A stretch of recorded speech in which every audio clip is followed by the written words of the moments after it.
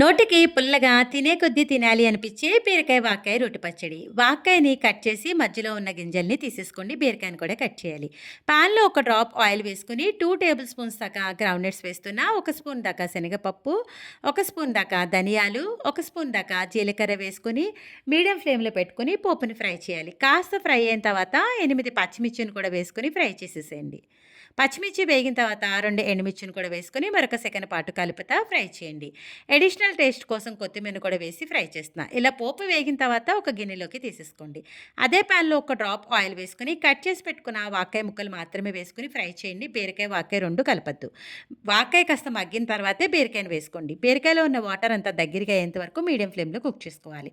ఇలా వాక్కాయ, బీరకాయ సాఫ్ట్‌గా అయిన తర్వాత స్టవ్ ఆఫ్ చేయండి. పోపులను మిక్సీ జార్‌లో వేసుకొని రుచికి సరిపడా ఉప్పు వేసుకొని కోర్స్‌గా గ్రైండ్ చేయాలి.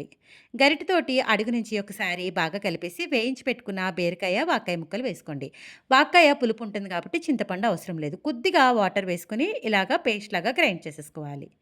బీరకాయ, వాక్కాయ పచ్చడి అయితే రెడీ అయిపోయింది. తాలింపు అయితే పెట్టుకుందాం. పాన్‌లో ఆయిల్ వేసుకొని పోపు దినుసులు, ఎండుమిర్చి, కరివేపాకు వేసుకొని లో ఫ్లేమ్‌లో పోపుని ఫ్రై చేసిన తర్వాత పచ్చడిలోకి వేసేసుకొని బాగా కలిపేసుకోవాలి. మీరు కూడా ట్రై చేసి ఎలా వచ్చిందనేది మీ అమూల్యమైన ఫీడ్‌బ్యాక్‌ని నా కామెంట్ సెక్షన్‌లో తెలియజేయడం మర్చిపోవద్దు.